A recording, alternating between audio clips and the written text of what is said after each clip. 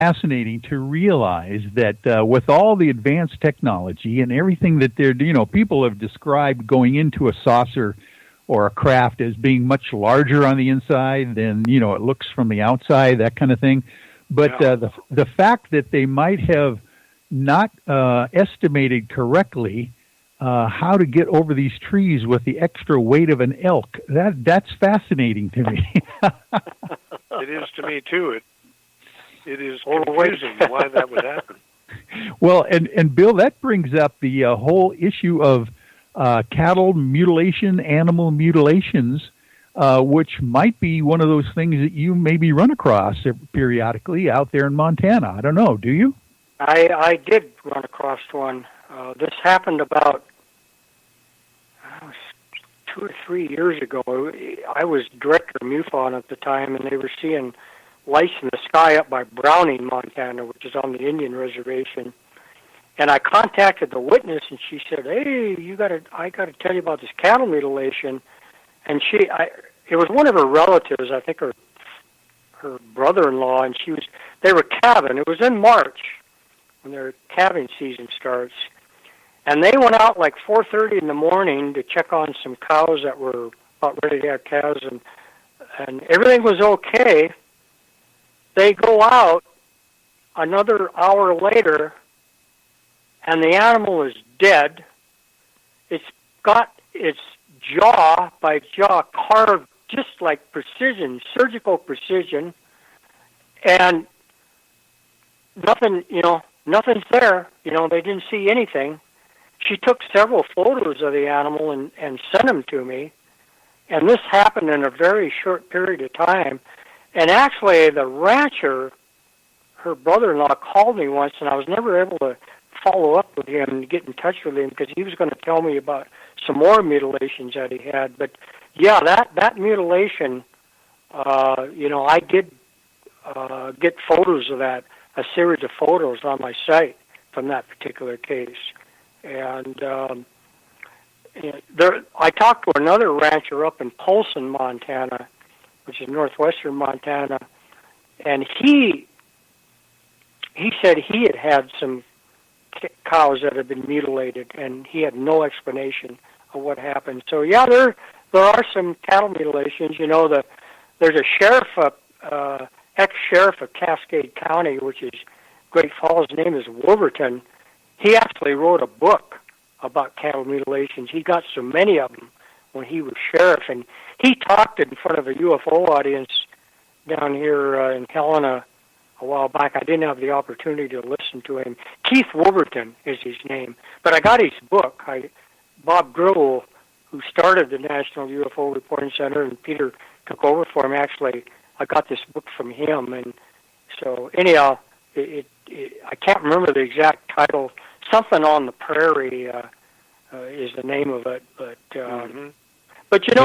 one thing I'd like to, I know maybe we're out of time, but Peter knows about this case, and it always stuck out when Peter talked about it one Saturday night. You remember that case in Idaho, Peter, where those hunters were and this big where he went outside to get some groceries from his truck, and this big triangle was hovering over the truck, and he got just spooked out by it, and he went in and got I think one or two of his brothers were on that hunting trip with him, and they saw it, and they got so spooked out they broke camp. Well, the reason I'm bringing that case up is I did some film shooting with the Discovery Channel 4 years ago in Chicago, and they asked me to talk about this case. It was a series called Close Encounters, which has since been discontinued. But the reason I'm bringing this up, I went back on that case, and I got Doppler radar data from Boise, Idaho, and the Doppler radar goes out to like 220 nautical miles, and I found two blips about 10 or 15 miles, about 10 minutes from where these guys saw this object, and these blips are out in the middle of nowhere. They're not weather. They're not birds. They're not dust particles. And I gave them to the producer, and he flashed them at the end of the show, but I just thought I'd mention that to you, that the Doppler radar showed some blips out in the middle of nowhere, very close proximity to where these guys saw this triangle. So I just thought I'd mention that to you. That's very interesting. Are we out of time or close to it, Michael? Actually, we've got probably 8 minutes left till about 10 after. Yeah, go right ahead. I'd like to comment on what Bill said. His recollection of that case is excellent. I don't know how he remembers it so clearly, but he does. The interesting aspect is the next morning, Bill is right, the two brothers went into the nearest big town. They weren't going to stay out there overnight after having seen that giant triangle over their camp. And they shared that information with the FAA. They drove back to camp the next morning during daylight hours, and just as they got very close to the camp, an F-16 went screaming over the camp at very low altitude. So it suggests to me that somebody else might have noticed those radar blips, Bill, and they decided to... Yeah. Well, those radar blips are definitely noteworthy because they're way at long range from that Boise radar site, and they're very close to where these guys were camping up there in Challis, Idaho is my recollection, or close to Challis, Idaho. And so Doppler radar is not set up to detect aircraft, but because it's got a narrow beam width, it's only got a degree beam width. But if UFO flies through that beam width, it'll pick it up. I mean, when I ran weather radar one summer in South Dakota, from May of '74 to September of '74, there were times that I'd see objects streaking across my radar, and they weren't all airplanes. I mean, they were really honking. I mean, moving probably well past what an airliner would move at. And I saw that on several occasions, and it was tracking real objects. So I know that Doppler. Sometimes I'll use Doppler radar if I can't get my hands on regular radar. They archive it, and the radar was in what they call clear air mode, which it means it makes a rotation every 10 minutes, which is not obviously very frequent. But if there's something out there and it flies across that 1 degree beam width, and it'll pick it up. And of course, the longer range you are, the more distance that's going to be, and this was at quite a substantial range from the radar, and so that really caught my eye. When the producer asked me to come on that show, I said, well, I'll take a look. I can probably get my hands on Doppler radar data, and I did, and I gave the producer that little map, and they flashed it right at the end of the show. So that case really, I remember when you talked about that, Peter. It only happened 4 or 5 days before you gave the presentation. Like it was on a Saturday night you talked about it, and you had the actual tape of the person that called in, made the report, and so anyhow, that was a very interesting case, and maybe that's partial confirmation. Right. About 4 years ago, Michael may remember this. The two brothers spoke at the McMinnville, Oregon McMinimans UFO Festival. These guys that had this sighting did? Say again, please. The people that had this sighting spoke at McMinnville? Yeah, the two brothers who. Yeah, they were from Oregon. Yeah. Yep. They're from Bend, that's right, Oregon. They were from Oregon. Yeah. Yep. Now I know the show they talked about them bull hunting deer. I think is what I don't know if that's what they were doing, but I know they were hunting, and they hunted that area every year, I believe, so they were familiar with it. So actually, they were on a game scouting expedition. The season had not yet opened.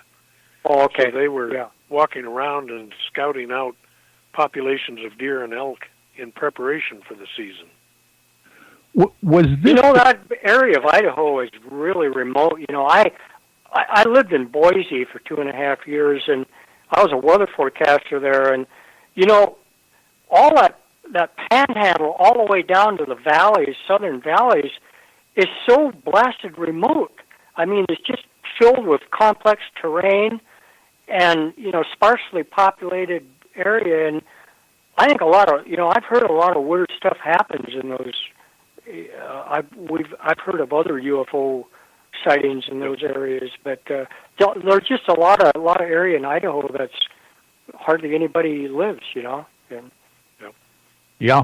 Now, refresh my memory. Was this the case where the hunters were out there camping in their, their hunting, not lodge, but their tent there out there, and they almost, when the guy came out and was startled by this giant craft hovering not too far above his truck, I understand, did they pull out a weapon of some kind and almost get ready to shoot this thing? I thought there was something like that in one of those cases. No, they didn't, although they loaded their firearms later that evening when the two brothers decided they were not going to spend another night out at that camp.